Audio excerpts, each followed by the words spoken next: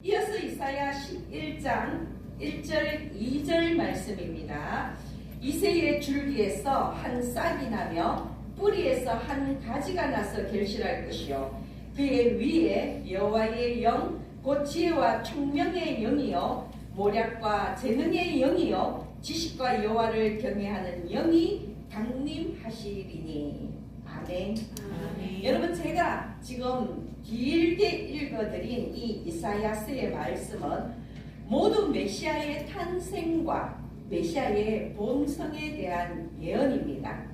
예수 그리스도가 다윗의 자손으로 동정녀에게서 나신다는 그 예언이 기록된 것입니다. 신약에서의 예수의 탄생은 이미 700년 전 구약시대 때 예언된 것이고 드디어 하나님의 말씀이 이루어진 것입니다. 하나님의 약속대로 우리를 죄에서 구원하시기 위해서 이 땅에 메시아가 오신 것입니다. 그리고 그 하나님이 임마누엘의 하나님으로 우리와 함께 계신 것입니다. 임마누엘의 하나님, 하나님이 우리와 함께 계신다는 이 말의 본뜻은 결국은 우리와 같은 죄인을 구원하신다는 뜻입니다. 그래서 이 임마누엘의 하나님, 우리와 함께 계시는 하나님은 우리를 죄에서 구원하시는 하나님이신 것입니다. 그러므로 우선 성탄의 가장 중요한 의미 중에 하나는 하나님의 약속이 이루어졌다는 것입니다. 그래서 우리는 지금 이 순간도 하나님이 우리를 구원하신다는 그 약속을 믿고 하나님을 신뢰할 수 있는 것입니다.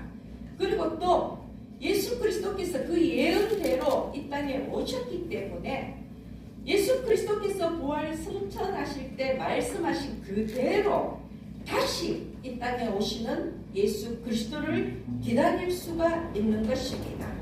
하나님의 약속이 이루어지지 않았다면 불가능한 일이지만 하나님의 약속이 이루어졌기 때문에 우리는 하나님을 끝까지 신뢰할 수가 있는 것입니다. 또 한 가지 중요한 것은요, 하나님이 임마누엘의 하나님이 이 땅에 오실 때에 사람으로 성육신하여서 사람의 몸을 입고 우리들의 삶 속에 오셨다는 것입니다. 이것은 인간을 향한, 인류를 향한 하나님의 그 사랑을 몸소 보여주신 것입니다. 요한복음 3장 16절입니다. 하나님이 세상을 이처럼 사랑하사 독생자를 주셨으니 이는 그를 믿는 자마다 멸망하지 않고 영생을 얻게 하려 하심이라. 여러분, 이 요한복음 말씀에 기록된 바와 같이 예수 그리스도께서 사람의 몸을 입고 사람이 사는 이 세상에 친히 오셨다는 것은 하나님이 우리를 얼마나 사랑하시는지 그 사랑의 증거라는 것입니다. 왜냐하면요, 사람의 몸을 입고 오셨기 때문에 인간의 배고픔과 슬픔과 그리고 마귀의 유혹뿐만이 아니라 십자가의 죽음의 공포와 그리고 육체의 고통까지도 오로지 그 몸으로 다 겪으셨다는 것입니다. 또한 인간이 얼마나 나약한 존재인지 친히 그 몸을 입고 오셨기 때문에 우리의 연약함을 깊이 이해하셨습니다. 제가 드리고 싶은 이야기는요, 하나님께서 사람의 몸을 입고 이 땅에 오셨다는 것은 하나님이, 하나님이란 신이 하늘 보좌에 앉아서 그저 인간에게 지시하고 명령하는 것으로 끝내는 그런 하나님이 아니라는 것입니다. 우리 하나님은요, 보좌에서 내려와 친히 사람이 되어서 우리와 함께 사람의 인생을 살아가셨다는 것입니다. 여러분, 그것이 진정한 임마누엘이 아니겠습니까? 아멘.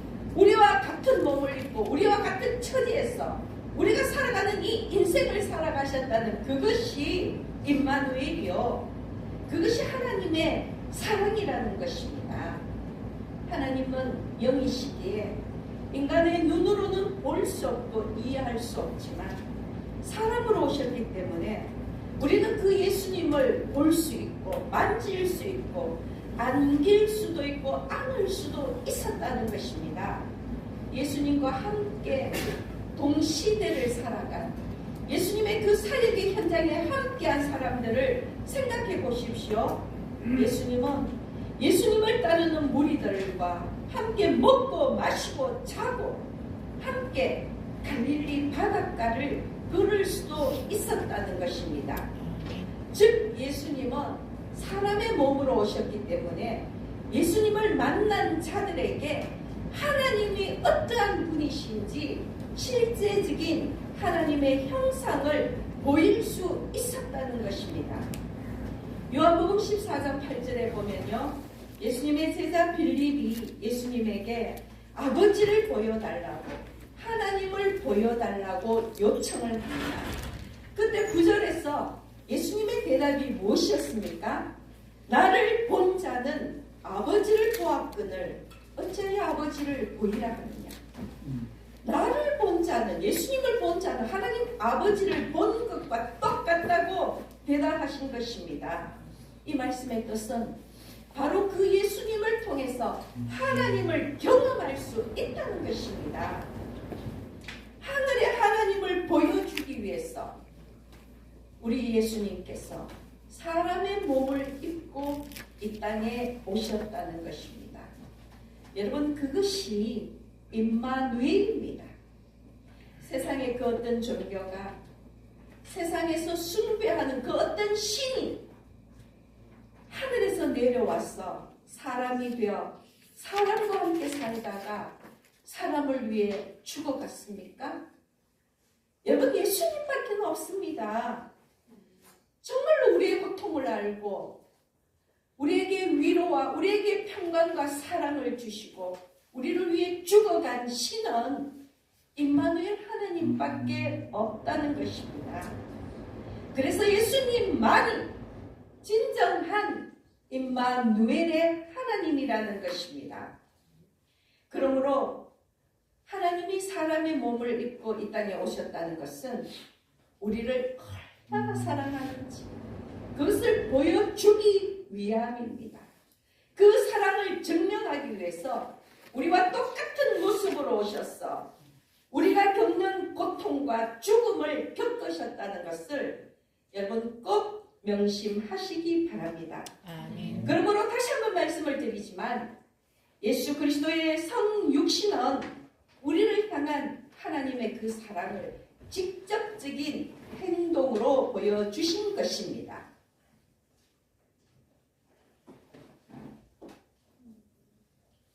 그런데 여러분, 그 하나님이 어디에 어떻게 오셨습니까? 가장 높은 하늘 보좌에서 가장 낮은 마국간 구유에 세상에서 가장 약한 아기의 모습으로 오셨다는 것입니다. 우리는 그것을 하나님의 낮아지심이라고 표현합니다.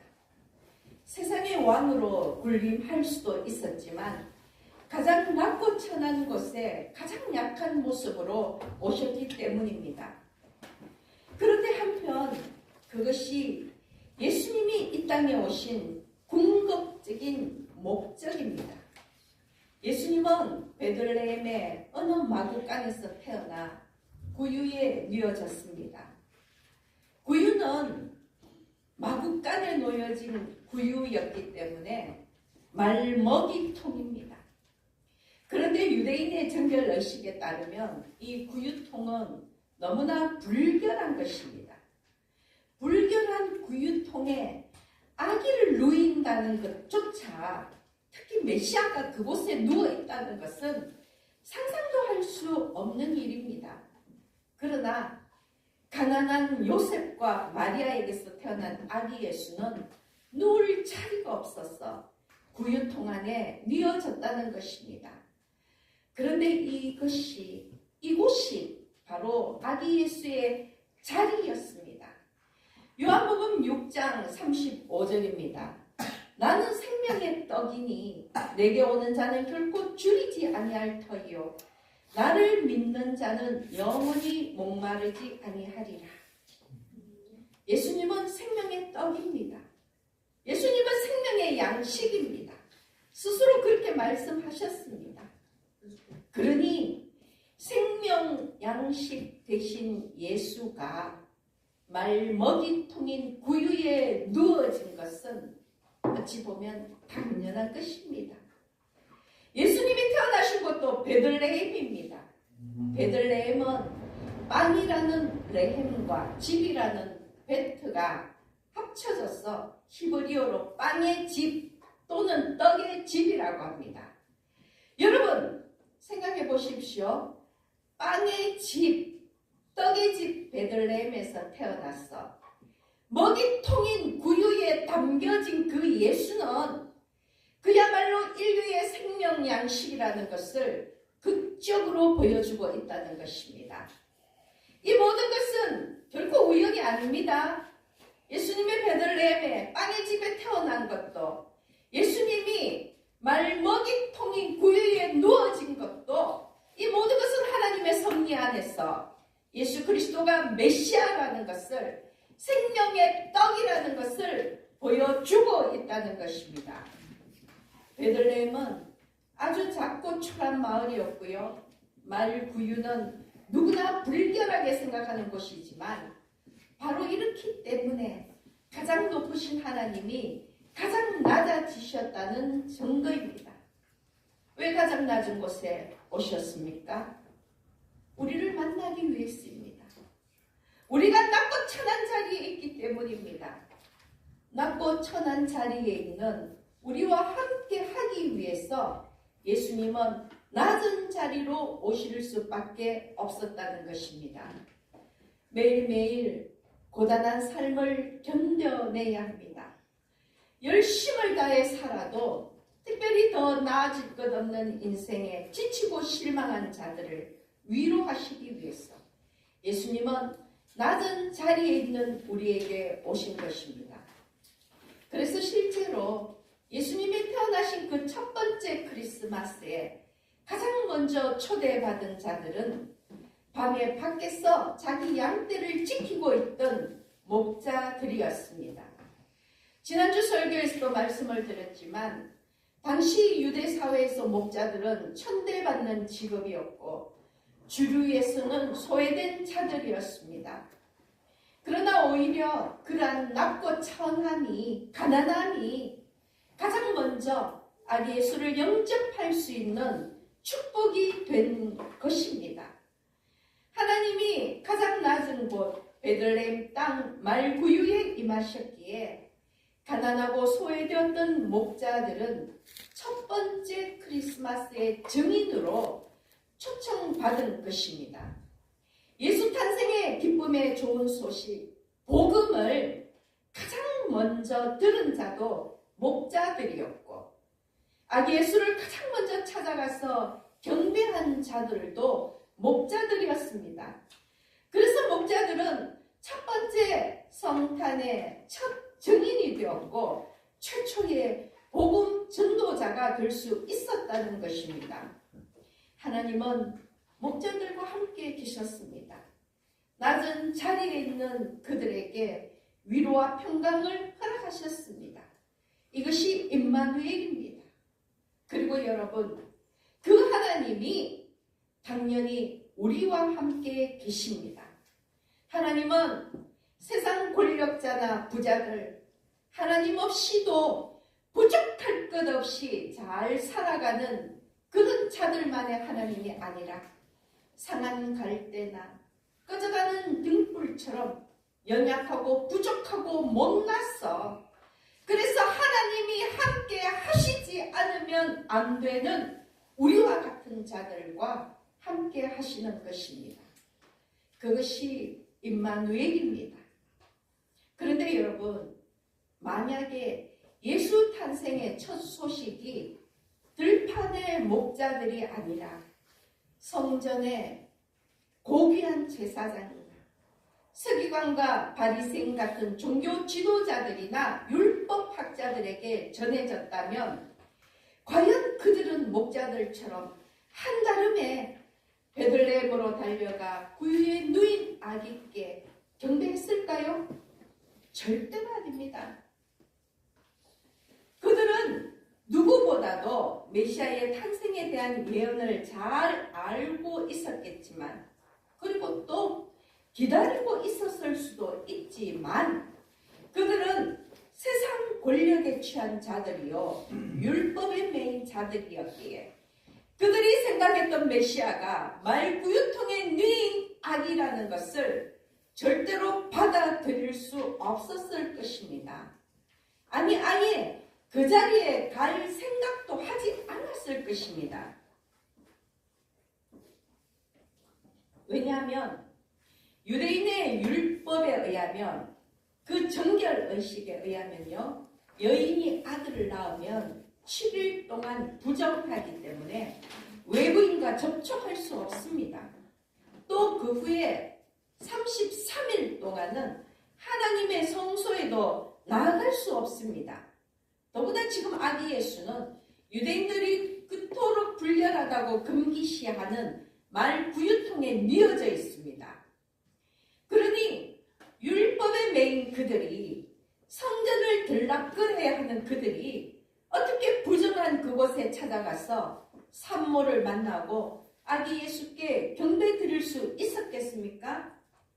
절대로 그럴 수가 없었다는 것입니다.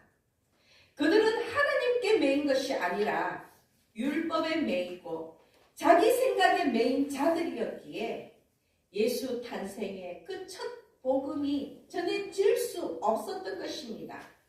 설사 하나님이 구원의 초청장을 보내셨다 할지라도 내 생각과 다르기 때문에 찢어버리고 무시했을 수도 있었을 것입니다.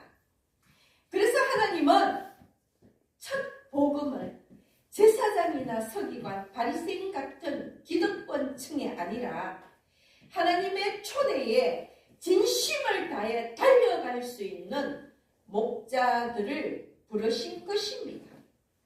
목자들은 낮은 자리에서 낮은 곳에 임하신 메시아를 만났습니다. 여러분, 그것이 낮은 자리의 축복입니다. 그러나 여러분, 그 낮아짐이 육신적인 지위의 낮고 천함이나 물질적인 가난함만을 의미하는 것이 아니라는 것을 또 잘 알고 계시지요?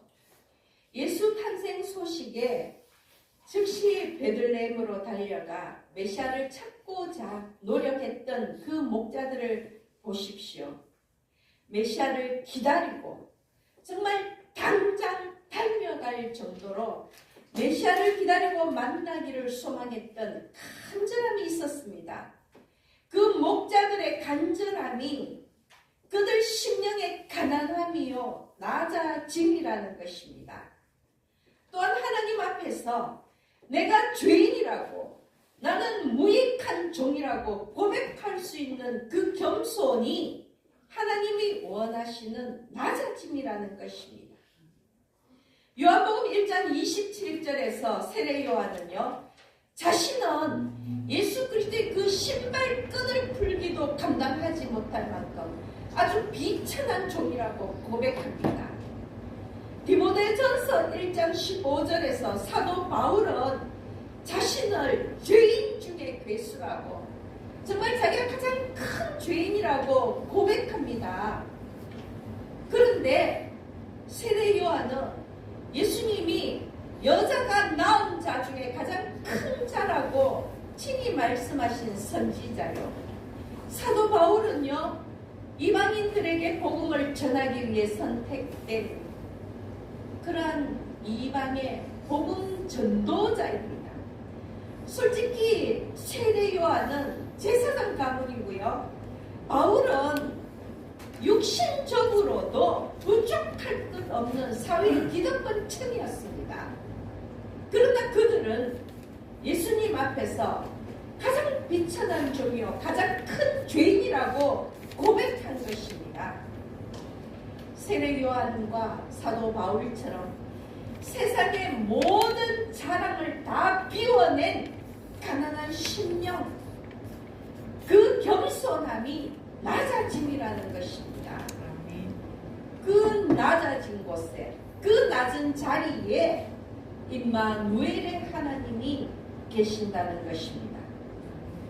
빌립보서 2장 6절, 7절, 8절 말씀을 읽어드리겠습니다. 잘 들어보십시오. 그는 예수님을 이야기하십니다. 그는 근본 하나님의 본체시나 하나님과 동등됨을 취할 것으로 여기지 아니하시고 오히려 자기를 비워 종의 형체를 가지사 사람들과 같이 되셨고 사람의 모양으로 나타나사 자기를 낮추시고 죽기까지 복종하셨으니 곧 십자가에 죽으심이라. 아멘. 아멘. 여러분, 하나님이신 예수님은 죽기까지 자신을 낮추셨다는 것입니다. 우리 모두 예수님의 이 낮아지심을 본받기를 소망합니다. 아멘. 그러므로 여러분, 지금 우리의 삶의 자리에 만족하시고 감사하십시오. 가난해도 부족해도 연약하고 못나도 자랑할 것 하나 없어도 예수님의 그 마음을 품는다면 하나님이 우리와 함께 계십니다.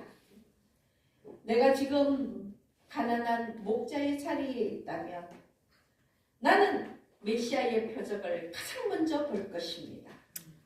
내가 지금 아주 비천한 말구유의 그 자리에 있다면 나는 가장 귀한 생명 양식인 예수 그리스도를 내 안에 품을 수 있을 것입니다. 아멘. 무엇을 더 가지고 더 채워서 정말 물질적인 그 풍요로움에 만족하고 감사하기보다는 더 비우고 더 덜어내어서 하나님이 주시는 그 심령의 부유함에 감사하시기를 바랍니다. 아멘. 말씀을 정리하겠습니다.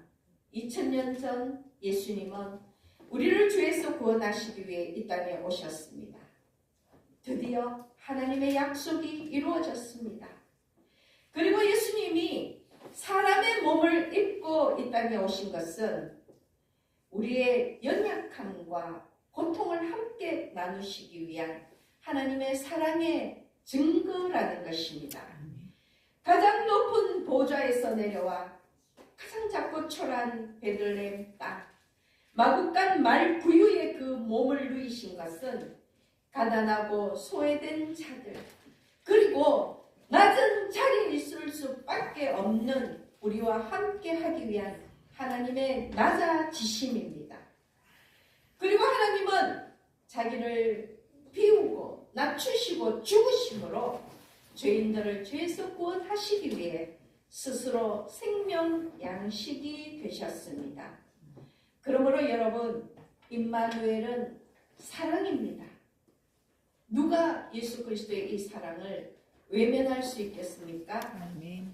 우리가 이 세상에 태어나 받은 가장 귀한 성탄 선물은 바로 임마누엘의 하나님 예수 그리스도라는 것입니다. 아멘. 여러분의 마음속에 이 선물이 있습니까? 아멘. 아멘.